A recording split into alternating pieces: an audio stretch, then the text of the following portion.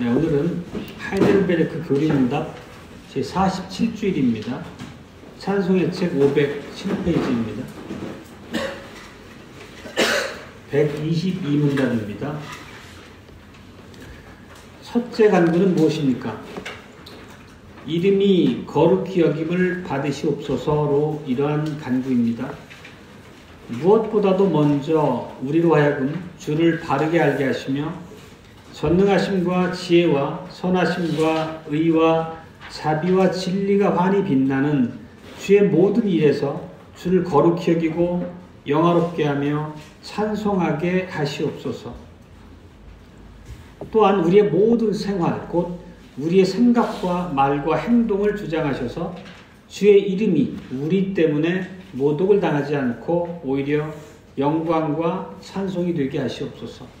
네, 크게 두 파트로 구분되어 있습니다.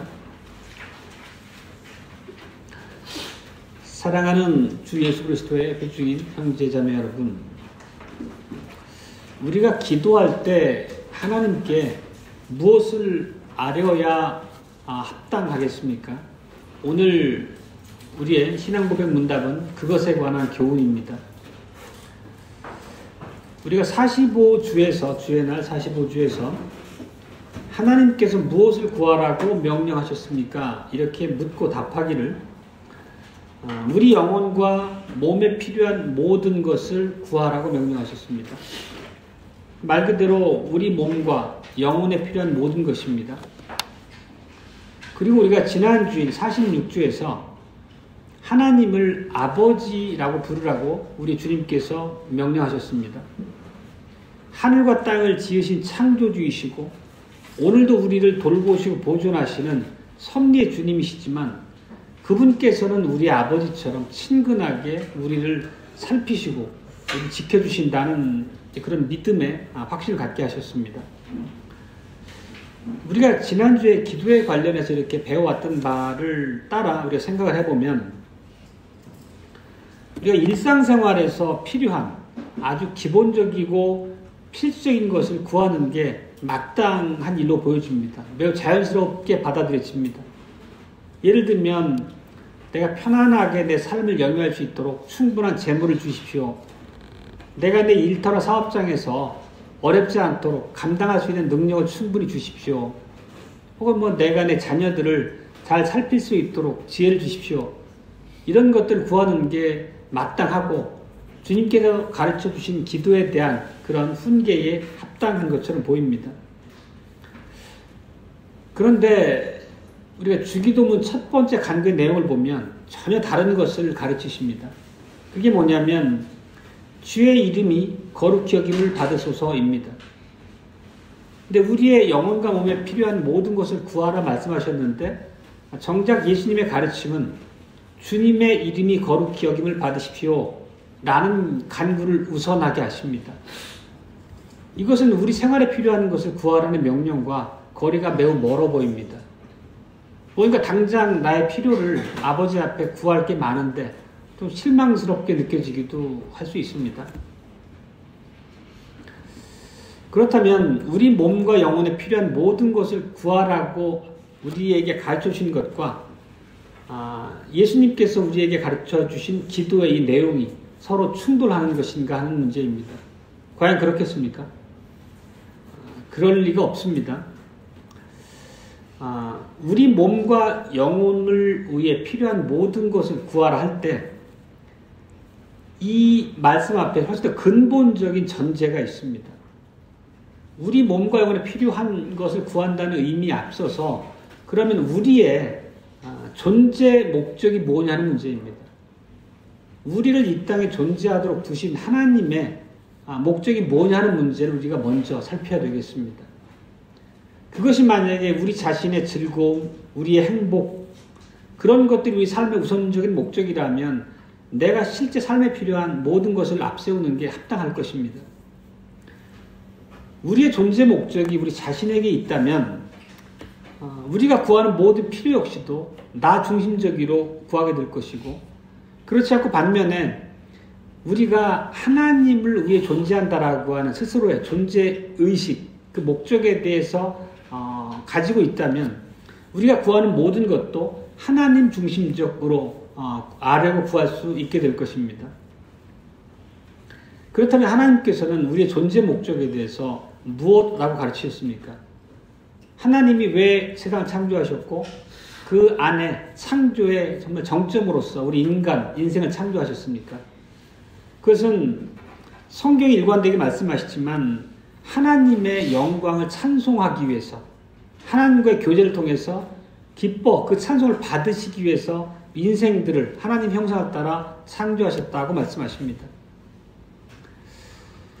그렇기 때문에 성령님에 의해 새롭게 된 우리 하나님의 백성이라는 우리들은 하이델베르크 교리문답 1문답에서도 마음을 다하여 기꺼이 곧바로 그를 위해 살도록 하십니다 라고 고백하게 된 것입니다.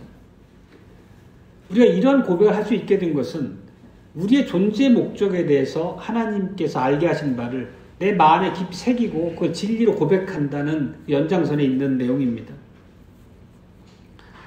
결국 예수님께서 이 첫 번째 간구에서 가르치신 것은 이렇게 우리 존재 목적에 대한 바른 깨달음의 연장선상에서 우리 존재 목적에 부합되는 것을 구하라는 것과 다르지 않습니다. 우리가 웨스트민스터 소교리 문답 1문답이 무엇입니까? 많이들 기억하고 계실 것입니다. 하나님을 영화롭게 하고 영원토록 하나님을 즐거워하는 것입니다. 그게 우리 존재 목적인 거죠. 그 제네바 신앙고백 문답 1문답도 같은 내용을 고백하고 있습니다. 결국 우리 영혼, 우리 몸에 필요한 것은 무엇보다도 하나님을 영화롭게 하고 하나님의 이름을 거룩하게 하기 위한 은혜, 그리고 그러한 우리 안에 믿음의 능력을 구하는 것입니다.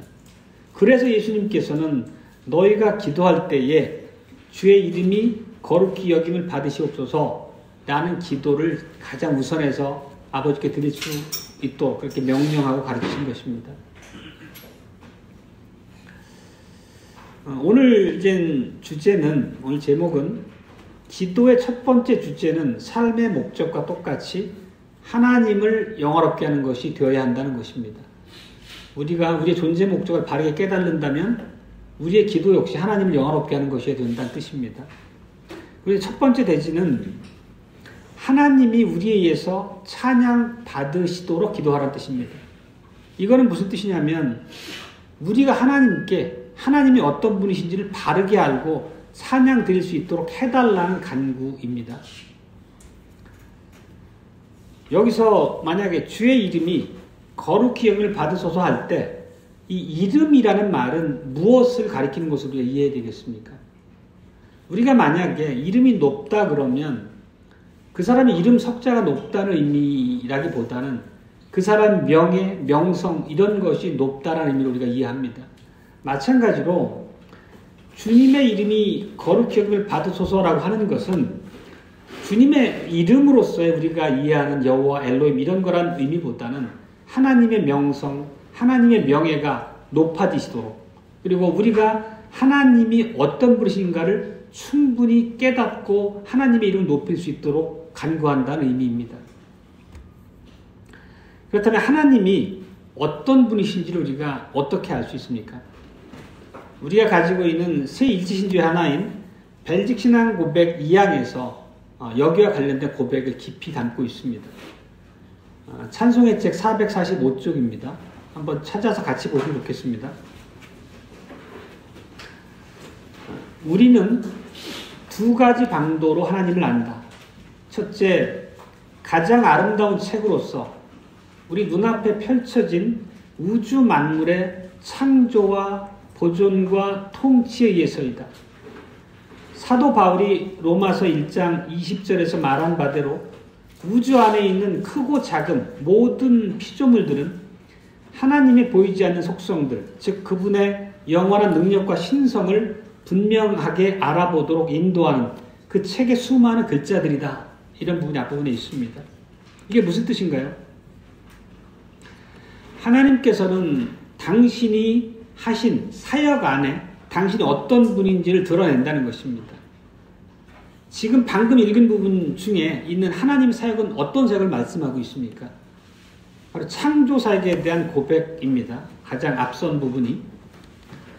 창조는 하나님의 영광, 하나님의 놀라운 전지전능하심의 과시입니다. 그리고 욥기에 보면 38장 7절에서 그것을 이렇게 노래합니다. 그때의 새벽별들이 함께 노래하며 하나님의 아들들이 다 기쁘게 소리하였느니라. 이 우주 만물을 창조한 것뿐만 아니라 하나님께서는 지금도 방금 우리가 고백한 바와 같이 섭리의 손길로 보존하시고 통치하십니다. 이건 우리가 식사 때마다 하나님 앞에 감사기도 드릴 때 하는 고백이기도 합니다. 실제 그리고 우리가 사는 날마다 삶의 현실에서 하나님의 섭리와 보존하심을 느끼고 경험하며 살아갑니다. 이런 하나님의 이 보존에 대해서 시편 기자는 이렇게 표현합니다. 시편 104편 10절입니다. 여호와께서 골짜기마다 샘물이 솟아나게 하시고 산과 산 사이로 흐르게 하시니 들짐승이 모두 마시고 목마른 들나귀들이 갈증을 풉니다. 하늘의 새들도 샘 곁에 깃들며 우거진 나뭇잎 사이에서 지저귀입니다. 누각 높은 곳에서 산에 물을 대주시니 이 땅은 주님께서 내신 열매로 만족합니다. 이 피조세계가 철저한 하나님의 돌보신 손길 가운데서 보존된다는 고백입니다. 또 24절에서도 하나님의 사역, 일하심을 이렇게 고백하고 있습니다. 주님께서 손수 만드신 것이 어찌 이리도 많습니까? 이 모든 것을 주님께서 지혜로 만드셨으니 땅에는 주님이 지으신 것으로 가득하나이다. 이런 고백들을 보면 하나님이 어떤 분이신지, 그 사역의 결과, 또 사역의 결과인 이 피조세계를 어떻게 보존하시를 통해서 그분의 전능하심과 그분의 무한한 지혜, 선하심, 이런 하나님의 품성들이 드러나는 거죠. 그 하나님의 품성들에 대해서 우리가 신앙 고백을 통해서 배우고 고백하고 있습니다. 그리고 하나님의 사역은 지금 우리가 방금 살폈던 창조, 그리고 그 창조 세계에 대한 보존하심, 섭리하심, 여기에만 국한되지 않습니다. 벨직 신앙 고백 2항에 보면 앞서 살폈던 창조와 하나님의 보존하심 이외에 계속 이어서 이렇게 두 번째 단락으로 고백을 합니다. 그건 구속에 대한 고백입니다. 하나님은 이 생에서 그의 영광과 우리의 구원에 필요한 만큼 그의 거룩하고 신성한 말씀으로 더 분명하고 충분하게 자신을 우리에게 알게 하신다. 이렇게 고백합니다. 결국 창조와 보존뿐만 아니라 아름답게 창조한 인생들이 죄와 비참으로 떨어진 이후에 그대로 방치하고 멸망 가운데 두신 것이 아니라 하나님께서 그들을 다시 창조의 원래 아름다운 모습으로 회복시키기 위한 구속사역에 대해서도 우리에게 알려주십니다. 우리의 성자 하나님께서도 십자가로 가시기 전에 이렇게 말씀하신 바가 있습니다. 요한복음 17장입니다. 대제사장의 기도라는 부분인데, 내가 아버지의 이름을 나타내었나이다. 이 말씀은 예수님께서 수많은 회중을 앞에 두고 하신 설교 안에서, 그리고 또 그분께서 예수님께서 베푸셨던 수많은 기적들, 치료들, 그 다음에 귀신을 내쫓으심 같은 이적들 안에서, 그리고 예수님의 살아가는 삶을 통해서 하나님이 어떤 분이신지 하나님의 이름을 드러냈다는 것을 말씀하고 계신 것입니다. 그리고 예수님께서 지상에서의 모든 사역을 마치고 승천하셨을 때 하늘에 있는 천사들과 24장로들이 하나님 앞에 하나님을 향해 엎드려서 찬송을 바라는 것, 그분의 구속사역을 높이고 외치는 것을 우리가 계시록 11장에서 볼 수 있습니다. 우리는 이 말씀 안에서 이 모든 사역에 대한 결과를 기록으로 대하고 있습니다. 우리는 예수님의 탄생도 보지 못했고 그분의 죽으심이나 승천, 실제 기록된 많은 것들을 믿음으로 고백하고 마음에 새기지만 우리가 본 바는 없습니다. 그럴지라도 오늘 우리 안에서 우리 하나님의 구속사역은 계속되고 있습니다. 그거의 확고한 증거 중에 하나가 오늘 우리가 이 자리에 하나님 앞에 존전에 모여서 주님께 예배 드리는 것 자체가 이미 하나님의 놀라운 구속의 은혜가 우리와 함께하고 있다는 그 증거겠죠. 하나님께서는 예수님 안에서 구속을 완성하시고 그 구속된 그 구속의 복음을 통해서 하나님의 백성들을 부르시고 교회를 이루게 하시고 또 주님의 말씀 앞에 공동체를 이루어서 그 다스림을 받아 하나님과 백성된 정체성을 밝히 드러내며 세상을 살 수 있도록 우리를 지켜주십니다. 이 모든 과정이 하나님의 사역이라는 것입니다. 하나님의 일하심이라는 것입니다. 그리고 이런 하나님의 일하심의 내용을 통해서 우리는 하나님이 어떤 분이신지 그분의 성품에 대해서 깊이 알게 되고 더욱더 하나님과 우리의 관계 안에서 그분을 우리가 어떻게 높여야 될지를 깨닫게 되는 거죠. 하나님의 오늘 우리가 고백했던 그 본문 안에 있는 것처럼 전능하심, 지혜, 선하심, 의로우심, 자비하심, 진실하심 이런 것들입니다. 그리고 우리가 함께 학습하고 있는 벨직신앙 고백서에서도 1항에 보면 예수 그리스도를 하나님의 속성에 대해서 다양한 속성들 가지고 하나님을 배우고 고백했었습니다. 한 14가지 정도였는데 14가지든 오늘 우리 하이델베르크 고백에서 봤던 것처럼 6가지든 그 종류가 중요한 게 아니고 하나님께서 사역을 통해 드러내서 우리에게 보여주신 하나님의 성품, 그분의 명예, 그분의 모습이 무엇이냐 하는 것에 대한 그 깨달음, 인식이 중요하다는 것입니다. 그 하나님께서 오늘도 우리 주변에서 뿐만 아니라 우리 안에서 성령 하나님 통해서 일하고 계시다는 것을 우리가 매번 증거하고 고백하고 있는 바입니다. 정말 중요한 것은 우리가 살아가는 삶의 현장에서 그리고 내 안에 이루어지는 믿음의 실질에서 우리가 하나님의 사역을 직접 경험하고 보고 있느냐 하는 문제입니다. 우리가 하나님의 명성, 그분의 이름에 담긴 그 의미를 잘 깨닫기 위해서는 이 피조세계, 이 자연이라는 책 속에서도 우리 하나님의 그 행사를 읽을 수 있어야 되는 거죠. 우리가 이런 많은 것들에 대해서 그냥 무감각하게 당연하고 반복되어지는 세상의 모습을 이해하지만 우리가 믿음의 눈으로 이 피조세계를 바라볼 때 우리는 고백과 찬양을 올릴 수 있게 되는 거죠. 오늘도 이제 아침에 일어나서 기도하실 때에 만약 우리에게 이 찬송의 책 안에 있는 기도를 본문 삼아 기도를 하셨다면 주의 지극하신 신실하심으로 우리를 지난밤 내내 보살펴 주심을 감사합니다라고 시작하셨을 거예요. 그러면 그냥 상투적인 말이 아니라 정말 내가 지내왔던 지난밤 내가 자는 동안에도 내 생명 활동과 호흡을 지켜주신 분이 하나님이시라고 하는 그런 마음의 확신과 의지함을 가지고 고백하느냐 문제는 좀 다를 수 있겠습니다. 그리고 우리가 이제 하루를 시작하면서 이 세상의 모습을 보면 하나님이 일하시는 수많은 증거들을 바라보면서 그냥 의뢰 그러려니 하고 넘기는 게 아니라 그 자연의 모든 소생함, 생존의 과정들을 보면서 하나님의 일하심을 느끼는 하는 것도 믿음의 시선으로서 가능한 일들이겠죠.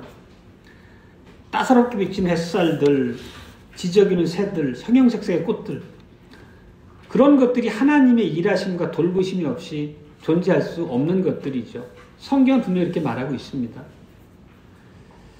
그렇지만 참 안타깝게도 우리의 현실은 이 가시와 엉겅퀴가 난무하는 세상 가운데 살아가고 영적으로 파산된 상태에서 우리의 삶을 지탱해 나가고 있습니다. 그러다 보니까 이런 것들이 그때그때 새롭게 와닿고 우리의 입을 열어 찬송할 수 있을 만큼 확연하게 우리를 감동시키지 못하는 현실 가운데 살아갑니다.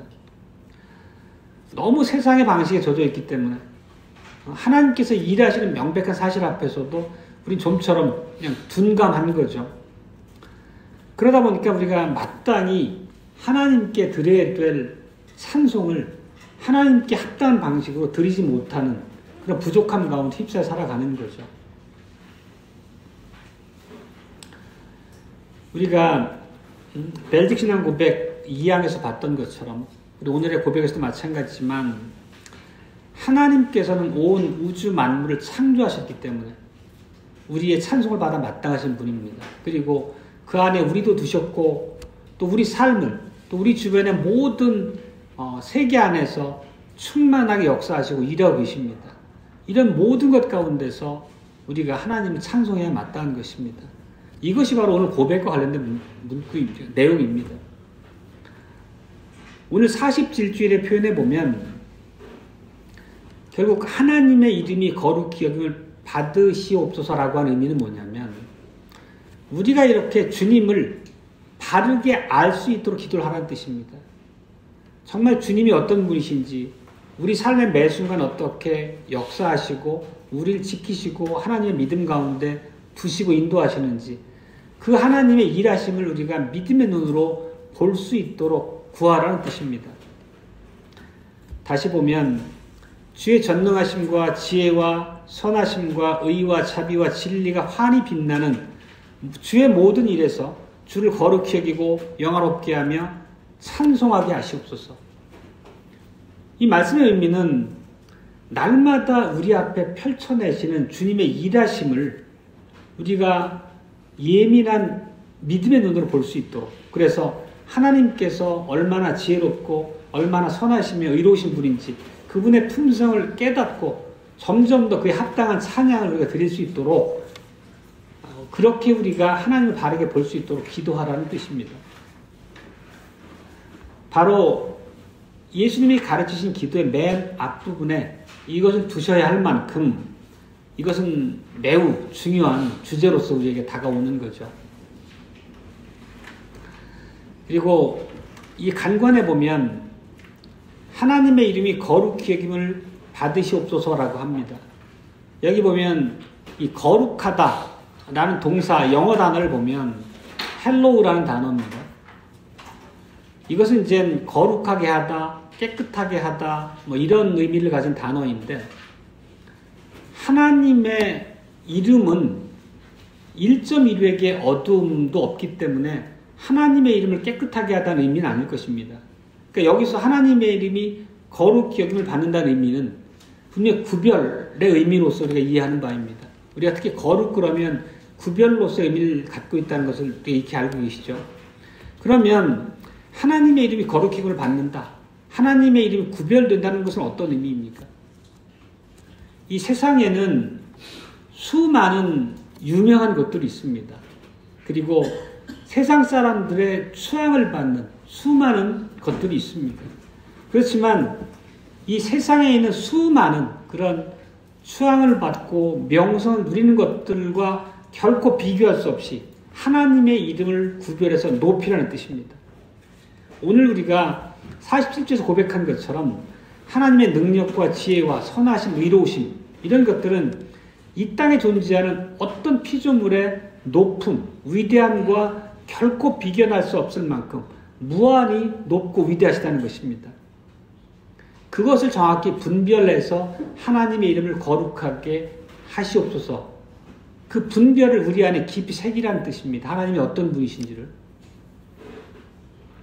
그리고 우리가 이런 하나님을 바르게 깨닫고 찬송하는 것 자체가 우리 안에 두신 은혜로서만 가능한 일입니다. 그래서 우리가 오늘 이 첫 번째 기도의 이 맥락, 단락을 통해서 우리가 이해하는 것은 정말 하나님께 대한 깊은 이해를 가지고 하나님 앞에 구하라는 의미를 담고 있습니다. 정말 내가 주님의 사역을 즐거워할 수 있도록 주님의 사역 안에 담긴 하나님의 높으심을 바르게 깨달을 수 있도록 내 눈을 열어주십시오. 내가 믿음의 눈으로 하나님의 일하심을 바라볼 수 있도록 은혜 내려주옵소서라는 기도의 다름이 아닙니다. 뿐만 아니라 거룩하다는 의미는 시급성 그리고 어떤 일의 우선순위에 있어서 가장 앞선 최우선성 이런 것을 전달하는 의미로도 사용되었습니다. 헬라어 원어의 의미가. 이 얘기는 뭐냐면 하나님이 거룩히 여김을 받으시도록 간구하라는 그 의미 안에는 지금 당장 우리가 사는 삶의 현장에서 그것을 간구하라는 뜻입니다. 하나님의 이름이 거룩히 여김을 받으시는 것이 먼 미래에 예수님께서 재림하실 그때의 높임과 거룩함을 받으시는 의미가 아니고 우리가 살아가는 이 시대, 현재 시점에서 우리 삶의 매 현장마다 그분의 이름이 높임을 받으시기를, 거룩히 여김을 받으시기를 위해서 기도하라는 뜻입니다. 근데 실제 우리가 살아가는 이 세상 안에서 하나님을 믿지 않는 자들에 의해서 하나님의 이름이 거룩히 여김 받고 높임을 받습니까? 그 반대죠. 하나님의 이름은 무시당하고 하나님의 이름은 부정되기 일쑤입니다. 심지어 많은 모욕적인 언사 가운데서 하나님의 이름을 갖다 쓰기도 합니다. 그래서 하나님의 백성인 우리들이 이 땅에서조차도 하나님의 이름이 찬송받을 수 있도록, 하나님의 이름이 결코 무시되거나 하나님의 이름이 부정되지 않도록 하나님 앞에 간절하게 기도하라는 뜻입니다. 그럼 우리가 마땅히 드려야 될 기도는 어떤 내용이겠습니까? 예를 들어 말씀드리자면, 하나님이여 지금 일어나셔서 하나님께서 친히 하나님의 높으신 이름을 보존하십시오. 하나님의 위대하심과 장엄하심을 증거하십시오. 세상의 저들에게 불신자들의 그 완악한 교만한 눈 앞에 하나님이 어떤 분이신지를 보여주십시오. 그들이 하나님의 이름 앞에 무릎 꿇고 찬송하게 하십시오. 하나님의 이름이 우리가 살아가는 이 세상 안에서도 높임받게 하시옵소서 라고 하는 그런 기도들이 오늘 우리가 첫 번째 단락의 간구에서 담겨있는 내용들인 거죠. 그리고 첫 번째 단락의 주제처럼 이런 기도 안에서 우리에게 주신 예수님의 그 교훈의 목적은 우리들 삶 가운데서 쉼없이 일하시는 하나님의 사역의 현장들을 우리가 예민하게 믿음의 눈으로 바라보라는 것입니다. 그런 것들을 바라봄으로 내가 믿음으로 하나님 앞에 하나님을 높이고 찬송하라는 것입니다.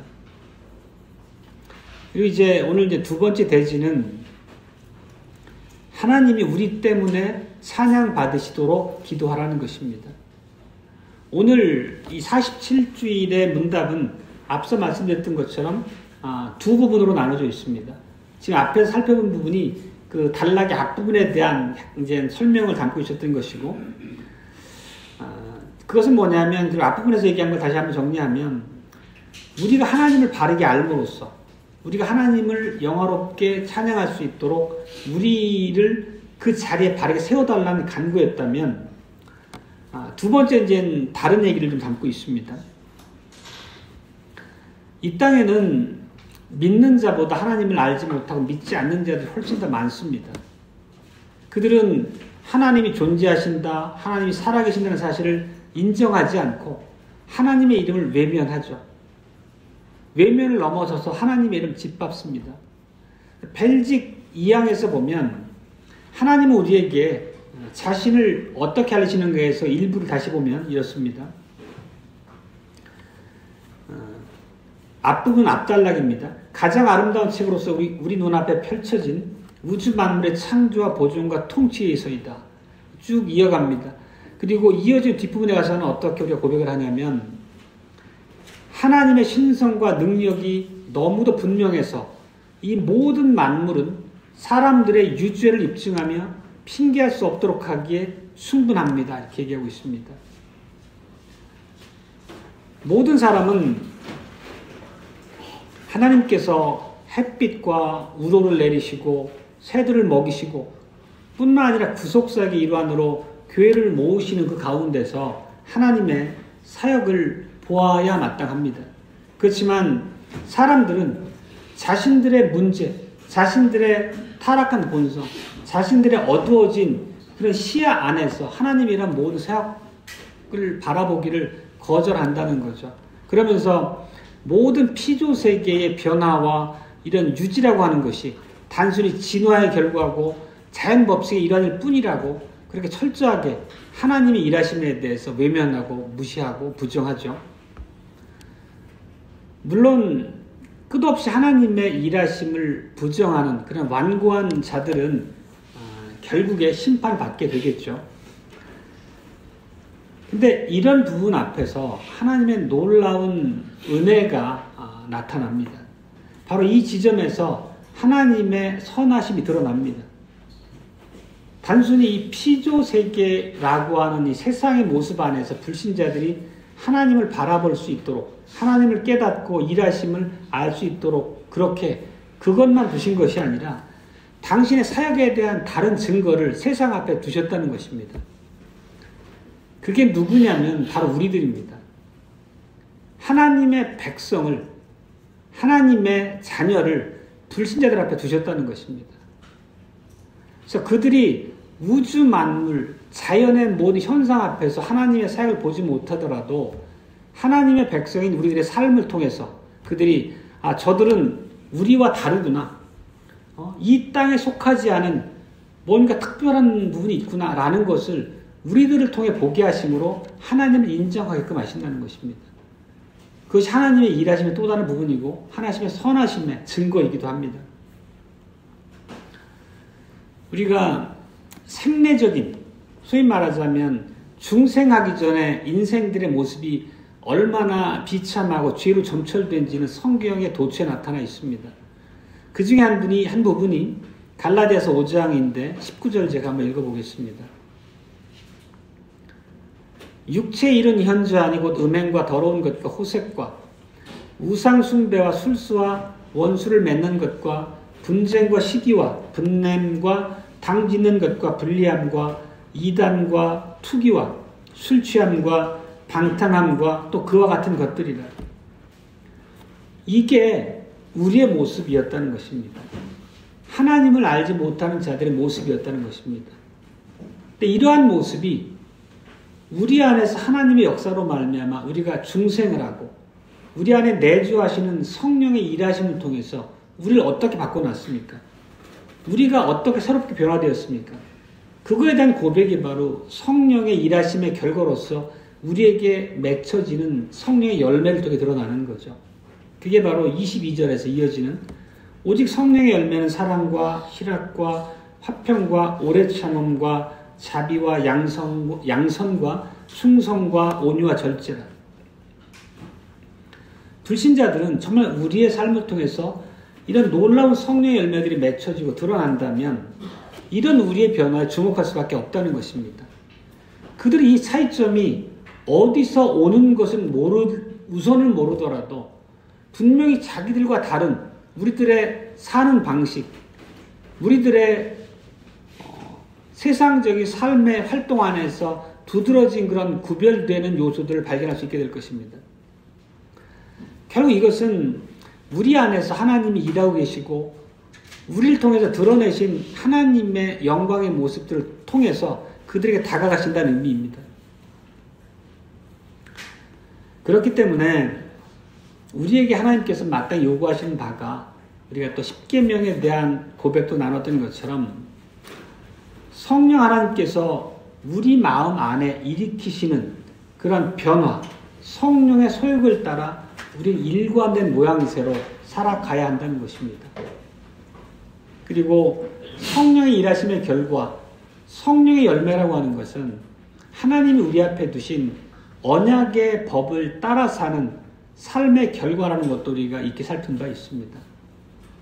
결국 이 세상 앞에 하나님의 일하심의 증거로 우리를 두셨다고 하면 우리가 증인다운 삶의 열매와 실질이 나타날 수 있도록 그렇게 하나님을 의지해야 된다는 뜻입니다. 만약에 우리가 그리스도인이라고 자칭하면서 또 더 나아가서 우리는 개혁교회 성도다라고 얘기하면서 우리가 성도답지 못한 모습을 일관하고 오히려 세상 사람과 다르지 않은 모습으로 그들과 악의다툼을 한다면 그들은 우리를 보고 아니 하나님을 믿는다는 사람이 저 정도야? 저들은 위선자야? 이러면서 오히려 우리를 인해 하나님을 욕하게 될 것입니다. 묘하게도 교회는 안 다니는데 교회 다니는 사람들이 자기들만 못한 모습으로 그들 가운데 비춰질 때 그들 하나님을 욕하는 모습을 우리가 흔히 접하게 됩니다.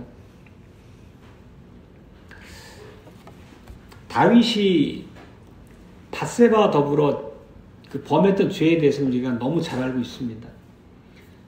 그 죄를 범한 이후에 몇 달 뒤에 나단 선지자가 다윗 앞에 나타나서 다윗이 지은 죄가 얼마나 무섭고 하나님을 거스르는 죄였는지를 깨닫게 합니다. 다윗은 하나님 앞에 철저한 회개하고 나단 선지자가 그때 다윗에게 이렇게 얘기했습니다. 사무엘하 12장 13절입니다. 여호와께서도 당신의 죄를 사하였나니 당신이 죽지 아니하려니와 이 일로 인하여 여호와의 원수로 크게 회방할 거리를 얻게 하였으니 당신의 낳은 아이가 정녕 죽으리라. 성도 여러분, 지금 읽은 구절에서 핵심 요지가 무엇인 것 같습니까? 결국은 다윗이 범한 죄로 인하여 여호와의 원수로 크게 회방할 거리를 얻게 하였다는 것입니다. 다윗에 있는 수많은 사람들, 그때 구약의 교회였겠지만 언약 백성들도 있었지만 거짓된 허위의 모습을 가진 자들도 많았을 것입니다. 그들이 다윗을 바라보면 뭐라 했겠습니까? 하나님을 모욕하는 반응으로 드러났겠죠. 다윗은 하나님 세우신 왕이 아니냐. 근데 어떻게 다윗이 저렇게 참혹한 간음과 살인의 죄를 범하도록 다윗을 놔둔 것이냐. 나는 저런 하나님이라면 인정할 수 없어. 하나님을 부정하고 하나님으로부터 돌이키는 그런 빌미를 하나님을 믿는다고 고백하는 사람의 이런 불신앙적인 태도를 통해서 드러낸다는 것이죠. 바로 이런 우리 방금 살폈던 사무엘하의 말씀처럼 예수님께서는 이런 교훈들을 끌어다가 하나님의 백성인 우리들의 공적인 삶의 모양의 중요성, 우리 행위가 어떠해야 되는가에 대한 중요성을 드러내 보여주시는 것입니다. 그게 바로 우리가 읽었던 오늘 마태복음 산상수훈의 앞부분입니다. 보면 너희 빛을 사람들 앞에 비추게 하여 저희로 너희 착한 행실을 보고 하늘에 계신 너희 아버지께 영광을 돌리게 하라. 이 말씀의 의미가 마음에 깊이 새겨지시기 바랍니다. 예수님은 앞부분에 팔복에 대해서 제자들에게 말씀하시면서 이런 교훈을 주셨어요. 심령이 가난한 사람은 복이 있나니 천국이 저희 것이라. 심령이 가난하다는 것은 영적으로 거지라는 뜻이죠. 자기들이 영적인 파산자라는 것을 고백하는 것입니다. 내가 영적으로 정말 거지이고 파산된 자라고 하는 것은 거기에서 벗어나기 위해서 오로지 하나님의 자비하심만을 의지할 수밖에 없다는 것입니다. 그런 자리로 의지하고 나온 사람들이 바로 심령이 가난한 자입니다. 또 계속해서 애통하는 사람은 복이 있나니 저희가 위로를 받을 것이라 이렇게 말씀하세요. 그들이 애통해하는 것은 사랑하는 가족이 죽어서 애통하는 것을 가리키는 것이 아니지 않습니까? 그들이 왜 애통해합니까? 자기 안에 끊임없이 드러나는 죄로 인해서 그런 것입니다. 끊임없이 하나님의 백성으로 마땅한 교훈 안에 거하기를 원하지만 자기 부패로 인해서 넘어질 때마다 애통한 마음이 자기를 괴롭게 하는 것입니다. 바로 그런 애통하는 사람들만이 예수 그리스도의 구속의 복음을 철저하게 의지하고 그 안에 안주할 수 있을 것입니다. 계속해서 온유한 사람은 복이 있나니 저희가 땅을 기업으로 받을 것이다 이렇게 얘기하십니다. 온유한 사람은 당연히 자기 권리를 아주 고집스럽게 주장하지 않는다는 뜻입니다. 오른뺨을 돌려댄다는 그런 사람의 모습이 온유함입니다. 그것은 다시 말하면 예수 그리스도를 따르는 예수 그리스도의 닮은 자들을 가리킵니다. 세상적으로 보면 세상에서 여기 치이고 저기 치이고 온통 최악의 삶을 사는 것처럼 손해만 보고 사는 사람처럼 보일 수도 있습니다. 그러나 온유한 사람에 대해서 예수님이 이렇게 축복하십니다. 저희가 땅을 기업으로 받을 것이다. 이것은 그들에게 밝은 미래가 보장되어 있다는 뜻입니다. 세상에서는 결국 그렇게 보이지 않지만 예수님께서 이렇게 약속하시고 그 미래에 대해서 보장하신다는 뜻입니다. 결국 팔복의 그런 고백이 쭉 이어지는데, 이렇게 팔복을 통해서 드러낸 믿음의 사람이라고 하는 것은 핵심적으로 자신의 소망을 자기 자신에게 두지 않는다는 뜻입니다. 자신의 필요한 모든 것을 오직 주님께만 맡기고 주님께만 소망을 두는 사람이라는 뜻입니다.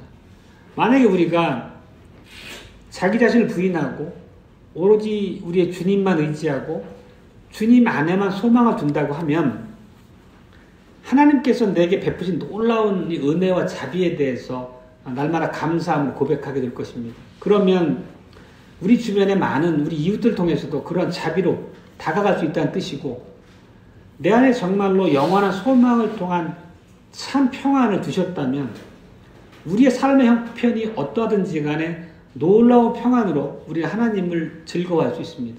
그런 모습이 세상 사람들에게는 매우 이상하게 비춰지겠지만, 그런 우리의 평안을 통해서 하나님이 증거되는 것을 우리는 말할 수 있습니다. 물론 우리가 세상을 부정하고 그들과 완벽하게 다른 모습으로 살아가는 것들 때문에 우리가 조롱을 당하거나 욕을 먹는 일도 있겠지만, 설사 우리의 다른 모습, 구별된 거룩함을 통해서 우리가 핍박당하고 조롱을 당하더라도 예수님이 이렇게 말씀하십니다. 12절에서 이렇게 핍박을 당할 때에 기뻐하고 즐거워하라. 너희 상이 큼이니라. 그리고 계속해서 비유의 말씀을 보면 너희는 세상의 소금이고 빛이다 이렇게 얘기하십니다. 소금이 되고 빛이 되어라고 말씀하시지 않습니다. 너희는 세상의 소금이고 빛이라는 것입니다. 그러니까 소금과 빛답게 살아라는 말씀입니다. 그 얘기는 너희 삶 속에서 너희 삶의 매 현장마다 하나님을 인정하고 하나님을 철두철미 의지하고 그분의 돌보심에 너를 맡겨라는 뜻입니다. 그렇다면 이런 우리의 모습들은 세상 안에 매우 생소하게 드러나게 될 것이고, 이러한 생각, 하나님의 새롭게 하신 성령의 은혜를 통해서 우리의 삶이 변화되고 열매 맺게 된다면 당연히 세상에 하나님을 알지 못하는 사람들과의 모습과는 확연히 다른 구별이 생길 것입니다. 그렇게 되면 우리 주변에 있는 불신자들의 입에서 하나님을 향한 찬양이 나오게 될 것이고, 하나님에 대한 궁금함을 통해서 그들에게 믿음의 문이 열릴 수 있는 또 기회가 될 수도 있겠습니다. 바로 이런 것이 오늘 47주일 고백의 두 번째 문답인 내용입니다. 읽어보면, 또한 우리의 모든 생활, 곧 우리의 생각과 말과 행동을 주장하셔서 주님의 이름이 우리 때문에 더럽혀지지 않고 오히려 영화롭게 되고 찬양을 받게 하시옵소서. 다시 말하면 내 삶의 매 순간을 하나님께서 다스려 주십시오라고 하는 그런 믿음의 기도의 다름 아닙니다. 정리하겠습니다. 우리가 하나님 앞에 우선해서 맨 먼저 드려야 될 기도가 무엇입니까? 이 땅에서 먹고 마시는 음식과 음료의 문제인가요? 아니면 내가 살아가는 삶의 현장에서 내 명예가 높아지는 것입니까? 아니면 높은 지위에서 권세를 누리는 것입니까? 만약에 우리가 우리 자신을 위에 존재하지 않는다는 우리의 존재 목적과 가치에 대해서 우리가 뚜렷한 인식을 갖고 있다면 이런 것들을 구해서는 안 된다는 생각을 바로 갖게 될 것입니다. 우리의 존재 목적이 하나님의 영광이라면 우리의 모든 삶은 하나님의 위대하심을 늘 바르게 바라보고 하나님의 이름을 찬양할 수 있도록 우리가 그 자리에 바르게 설 수 있도록 위해서 기도해야 될 것입니다. 우리가 가지고 있는 본성상 우리는 하나님이 어떤 분인지에 대해서 소경입니다. 우리가 중생의 은혜를 입어서 하나님의 계시의 말씀 안에 하나님이 어떤 분인지를 마음에 새기고 기도하고 그분 앞에 우리의 신앙을 고백하지만, 그럴지라도 하나님이 어떤 분인지 우리가 바르게 깨닫고 온전히 마음에 새기고 그 길을 따라가는 데 있어서는 매우 근시안적이라는 것을 부정하기 어렵습니다. 그렇기 때문에 우리가 이러한 기도가 필요한 것입니다. 하나님의 이름이 거룩히 여김을 받으시옵소서 하는 기도가 필요한 것입니다. 일상의 사소한 삶 가운데서도 나를 통해 일하시고 우리가 속한 교회 안에서 일하시고 세상의 모든 요초에서 일하시는 하나님의 일하심을 우리가 분명하게 구별해 볼 수 있도록 우리의 기도하라는 뜻입니다. 그러면 우리가 정말 이렇게 하나님의 일하심에 대해서 매 순간 민감하게 분별력을 가지고 기도할 수 있다면 당연히 우리 입술을 통해서 하나님의 찬송이 더 두드러지게 나올 것이고 우리의 삶도 그에 맞도록 또 견고하게 믿는 자리에 세워져 갈 것입니다. 그렇다면 당연히 우리의 생각과 말과 행동이 변하게 될 것이고 그런 우리를 보는 우리 주변 사람들은 하나님의 위대하심을 더 찬양할 수 있게 되겠죠.